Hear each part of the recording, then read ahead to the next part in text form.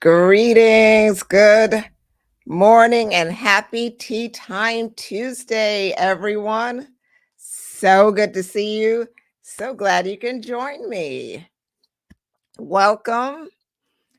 See who is with me today before we get started.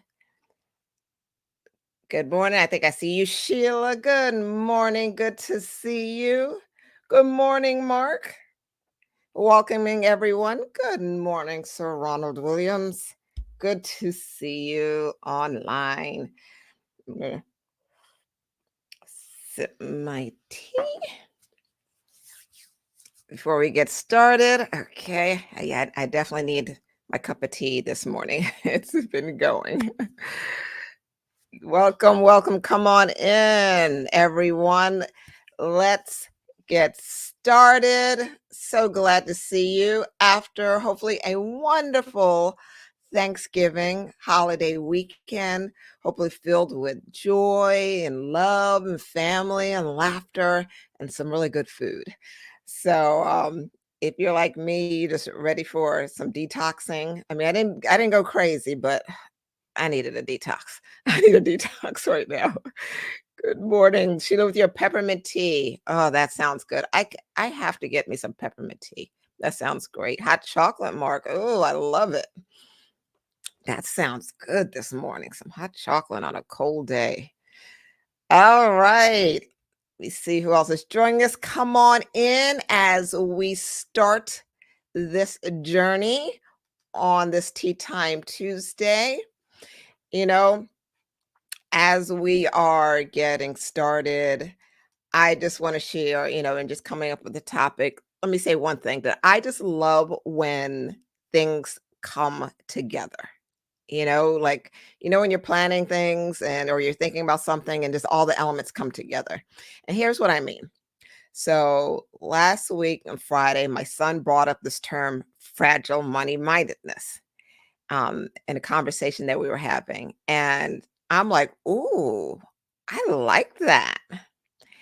And then over the holiday weekend, I had the opportunity to watch the Tyler Perry story, his documentary. And that was so good. And we're going to get back to that one, okay? But so I watched the Tyler Perry documentary. And then yesterday, as I'm processing what I want to share with you all today, I remember that I'm currently reading the book Anti-Fragile. So I'm like reading this book right here, Anti-Fragile. And I forgot because the holidays threw me off. I hadn't been able to touch it for like a week. So but it all brought back to me. So I'm like watching the movie, my son bringing up the term fragile money mindedness, and this book all leads to today. I'm bringing these three elements to you. So let's get started on that. Let's talk about fragile money mindedness. Okay. And let me see. Good morning, Dr. Roxanne, with your coffee. So good to see you. Hello, Mom. I see you on here. Thanks for joining. Good morning. Good morning, Kalandra. Great to see you. Drinking your Kangen water. I love it. Wonderful. Okay, so as you wonderful legacy builders continue to join us, let's talk about fragile money mindedness. So like I said, my son actually came up with this term fragile money mindedness. And I liked it. I really liked it because it immediately reminded me of situations and experiences that I've witnessed in people that I've interacted with, in clients, and these experiences that directed them in a vulnerable state around money. It really caused them to feel sensitive. And I'll touch more on that. So when you hear the word bankruptcy, foreclosure, debt, and even divorce, because divorce has a tremendous financial impact on most people. So if you've experienced any of these financial setbacks, the words alone may trigger unpleasant emotions in you. Anyone can relate? You don't have to say, exactly what it is, but if you've experienced all of these or any of these, they can provoke an emotional trigger. Fragile is the state of being easily broken, weak, and vulnerable. What I'm about to say is very important. So I want you to pay attention. Emotional fragility should be a state of being. And I want to emphasize that again. Emotional fragility should be a state of being. Any of us can feel emotionally fragile at any time in our lives. So I'll go back, give some examples. If you've lost a loved one, if you received any unpleasant health diagnosis, perhaps if you've experienced any type of money trauma, like bankruptcy or foreclosure that I mentioned, any of these can lead to a season of emotional fragility.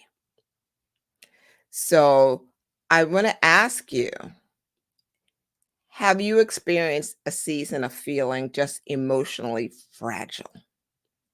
And I want to pause and just kind of let's settle in that for a moment. Let's face some fragile feelings we may have. If you've ever been through, like I said, financial setbacks like bankruptcy, foreclosure, debt, divorce, any of these that have impacted you, have how did it leave you feeling emotionally? Let me pause. Good morning, Jennifer. Good morning, Nancy. Great to see you. Sheila, yes, thank you for sharing the loss of your late husband that left you in a feeling emotionally vulnerable, fragile, I'm sure. All of these things. Thank you for sharing again, Sheila. These we all are not um we all are not going to get through this life without going through situations that are not pleasant. And I'm combining this, whether it's the things that we can control and the things that are out of our control. So many of these things impact us financially, even if it seems like it has nothing to do with finances, like the loss of a loved one. Many times, the loss of a close loved one does impact us financially, and it leaves us in a financial state. And we feel it in multiple ways. So, if you've experienced that, you know what I'm talking about. If you've experienced some type of trauma, you know what I'm talking about when I say you felt or were left in an emotionally fragile state. That is okay as long as it remains a temporary state. And I'll touch more on that as well. Good morning, Stacy. Nichelle, yes, the death of your husband, divorce, loss of a job. Yes, thank you so much for sharing all of those. Yes, most definitely leaves us in that fragile state of being. So, and thank you for pointing that out. So, I'm bringing this up because I want to show you here's where emotional fragility and fragile money mindedness meet. Fragile money mindedness, as I've defined it, because it's like I said, it's not a term that you can actually find. My son came up with it, but it had such a profound impact on me as soon as I heard it that I just really combined my knowledge and experiences of things to create this definition of fragile money mindedness. It is fragile money mindedness is having a mind that can become easily overwhelmed by difficult emotions that are triggered by money and financial concerns. That's how I view fragile money mindedness. A mind that can become easily overwhelmed by difficult emotions that are triggered by money and financial concerns.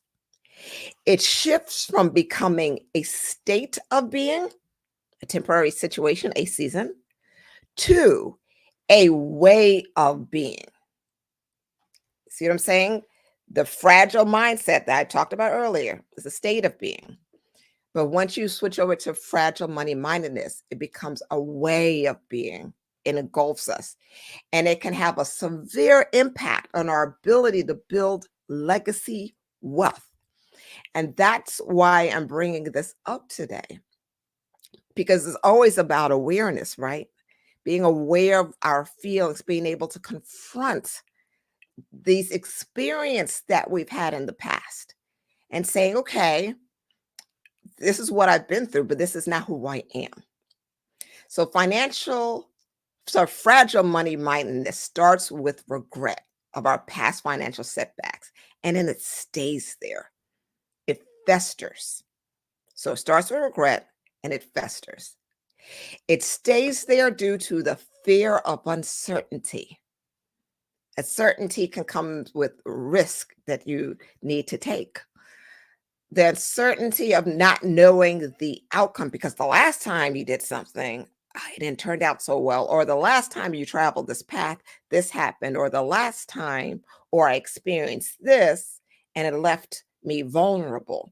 All of these can lead to a fear of uncertainty. And then the fear of uncertainty comes from doubt surrounding our own worthiness or capabilities due to those setbacks. So if we've made mistakes, if we consider ourselves failing at certain things, those setbacks weigh on us and they cause us to start doubting ourselves and doubt what we're capable of. So once again, we're going to confront that because we're human and we're going to make mistakes. We're not always going to get it right, but we have to know what to do with that when we do make mistakes and how to reprogram and reshift our minds so that we see it in a different light. That's how we set a foundation for building legacy wealth. All the emotions surrounding those setbacks and mistakes begin to shape our mindset, and that mindset shapes our financial behavior. That's what does it. The emotions drives our mindset, and our mindset drives our behavior. We can overcome and eliminate fragile money fragile money mindedness. I love the term, but it is a mouthful, even for me. We can eliminate and overcome this by becoming anti-fragile. And that's where the book that I was reading comes into play. Let me pause there. Dr. Roxanne, you said you can relate. Yes. Calandra, yes, you've been through money traumas, divorce, currently deal with health. So you know exactly what I'm talking about. Thank you so much for sharing. Yes, indeed. Regret then festers. Ugh, I can relate. And this working on my mindset with support. I'm working in progress. Oh, I love to hear that. Yes. Fabulous. That's what we're here for. That's what this community is all about. Week by week, we're going to continue together to work on our mindsets as legacy builders. So, and speaking of working on our mindset, dealing with the fragile money minuses comes with becoming anti-fragile. So, and I brought up the book, Anti-Fragile. So, this term is the author. Well, the author of the book is Nassim Nicholas Taleb, and he coined this term. He created the term. So today we're just really creating terms here, but it's really hitting the point. Anti-fragile. He wrote the book about this, and what I love about this book is that it emphasizes the importance of uncertainty, chaos, instability, failures, all these things that society says to avoid at all costs because it will destroy you. Just don't allow any of this to happen to you because you'll fall apart. But Nassim highlights the history of innovation through these circumstances and shows how they are needed in order to flourish, in order to build us, in order to make us stronger. That is anti-fragility. That's what I mean by being anti-fragile. It is the fragile money mindset kryptonite. That's the aim, and the goal is to understand. I absolutely believe that every setback, every mistake, every failure, every unpleasant circumstance contains the building blocks for legacy wealth. And anti fragility is the key. And here's how.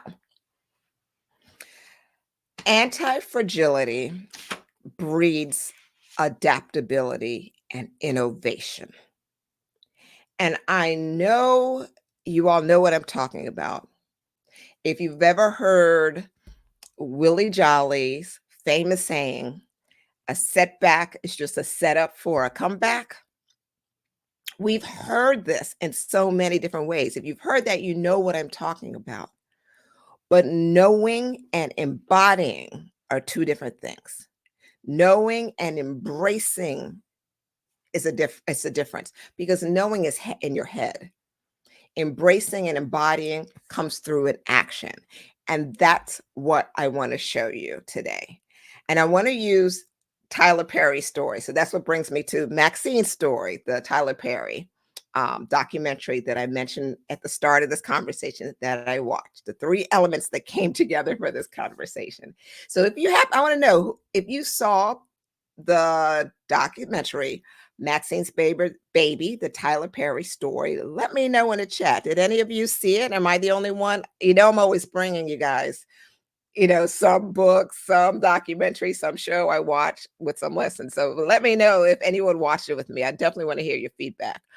Markel, the mindset that's behind the unbreakable. Look, you better say it. Oh, Sheila, you are definitely an overcomer, ma'am. Thought it was overwhelming. Yes, I knew who I saw, and my situation was there. I was, but I refused to let it define me. I love it. Yes, anti-fragile. Yes, adaptability, creativity, that's the key. You all are saying it. Yes, I was amazed. Okay, so Nichelle, you saw it. You saw it. Markel, you saw it. Okay, Condra's on your watch list. Watch list. Stacy, you watched it twice. Look, I know that's right. I'm probably going to watch it twice as well. So, hopefully you can still hear me. Looks like I froze for a moment. Okay, let me make sure you all can still hear me. Let me know if you can hear me, because I think I am frozen. Breaking the negative. Okay. I'm gonna pause until I clear up here. Yes, Roxanne, breaking the negative barriers of my life. Amen. All right, let me know if you can see me. And then I'll keep going. Okay, you can hear me. All right. Okay, you can hear me. And hopefully I am not frozen. All right. Sheila, you're going to watch it. Wonderful. Oh, good. All right, I'm going to keep going.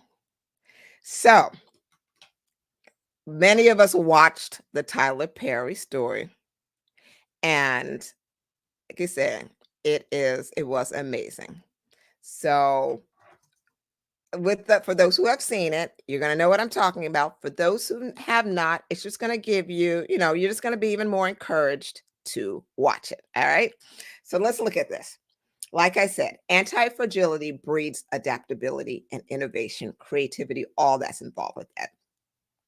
And really, when I was watching the Tyler Perry story, I felt as if I was watching a case study in anti-fragility.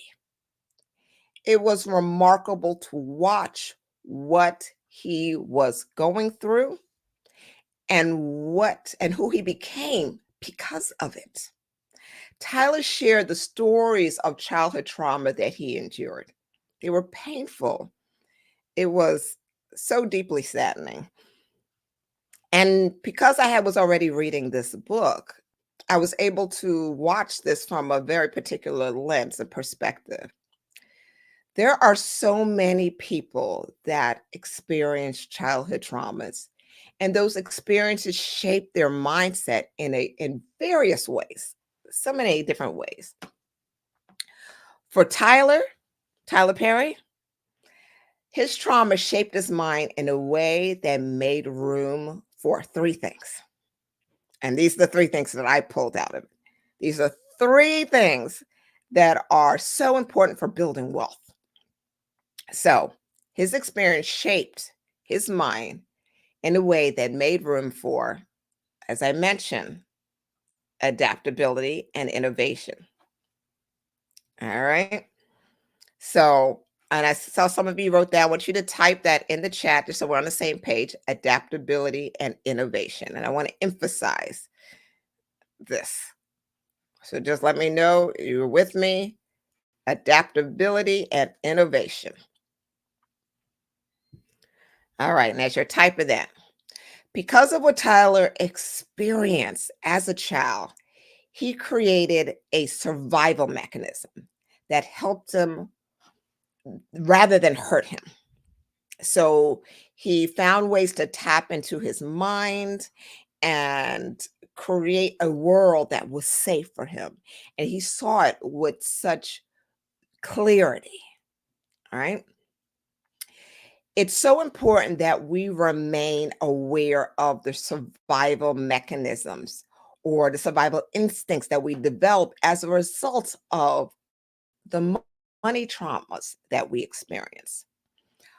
You have to ask yourself, are they driving you to create solutions and to adapt to economic situations, or do you find yourself stuck? Just like Tyler, you can tap into those experiences. Instead of making you fragile, they can make you anti fragile by learning to adapt and learning how to use them to create innovative solutions that will propel you forward in your life. However, that shows up career changes, entrepreneurial endeavors. But by tapping into those misfortunes, those past setbacks, use them to take you to the next level. So, thank you for typing in the chat. So, now I want you to add to the chat the second thing that anti-fragility will allow you to do. And just like Tyler Perry, it is second thing is building wealth. Building wealth in a way that multiplies. So type building wealth. Tyler's experiences. Well, he experienced a number of financial setbacks. I mean, setback after setback as he was working on his plays, as he was trying to produce these plays. It was one after the other. And one thing that you will notice when you watch this is that his setbacks did not define him. He never allowed his setbacks to define who he was or to take away from his creativity, his ability to adapt. Here's the thing that makes this challenging and what makes this remarkable actually to be able to not be defined by your setbacks and continue to move forward in building wealth. The challenge that most people have is through the noise. And we talked about noise as we had our discussion on identity the last couple of weeks. So I like to use that term noise because to me, that's what it feels like. It's just so much noise coming at us and that we have to work through. Society programs our perception of success. It tells us what success looks like, right? I mean, there's a whole magazine, page after page that comes out every month that says what success is and what success looks like and how we should view success. And if we should view ourselves as a success.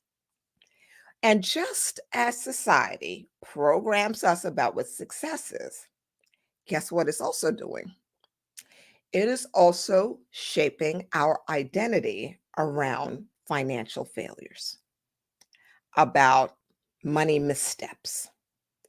It's shaping how we view ourselves and view others when the idea of when situations and things come up that happen that don't align with society's view of success. Y'all know what I'm talking about. Instead of taking bold actions towards new goals, gaining all that we can pull from unpleasant situations, all the wonderful lessons that can come out of these past financial failures. Instead, so many people settle. They fall prey to the weight of self-doubt pressing in, and it keeps us in the familiar. It says, "Oh, no, no, no, we have to stay safe. We have to stay right here because we don't want to do that again. We don't want that happening again." And it takes away from our ability to take calculated risk. And I always say not just risk, but calculated risk. And then be able to take bold actions and bold moves. That's what we saw with Tyler Perry. We saw him being able to say, you know what, that failed. That didn't work. How can I adapt and change? Now, how can I move forward from this and keep going? Because you know what? I am going to make this happen. Wealth is going to come. I'm going to build wealth and I'm going to keep going. And I am not going to allow any past failures or anyone else's idea of how I should be doing things or what success and failure is to dictate how I operate and how I move. That's what I want you to take from that. Being able to build wealth is the building process starts here, not just with the money. It has to start here before the money comes. Building wealth comes before the money comes. And that's what you saw with Tyler Perry. And that's what I want you to get from this. Having a fragile money mindset will not allow you to think in that way. It will want you to stay safe and to stay in a place of comfort and familiar.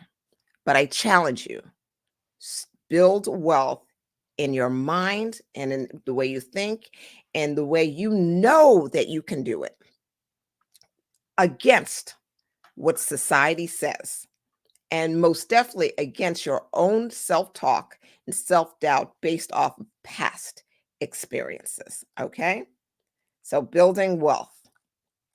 So we talked about adaptability, innovation, building wealth, and the third key that picked up from watching Tyler Perry's story and learning to be anti-fragile in order to build a firm foundation for building legacy wealth is legacy leadership. Yes, to my legacy leaders out there, legacy leadership, a legacy leader is a visionary.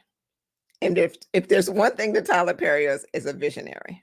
If that's one thing that I witnessed watching, is that his vision was huge.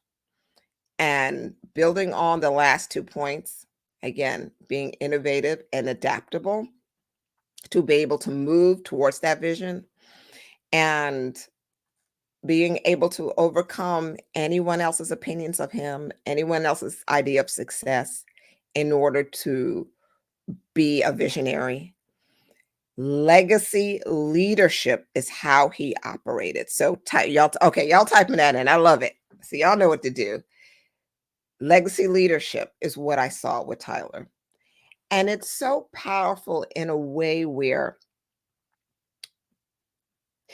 what he built, and for those who, again, saw the documentary, who will see it, you'll know what I'm talking about. He built so much for that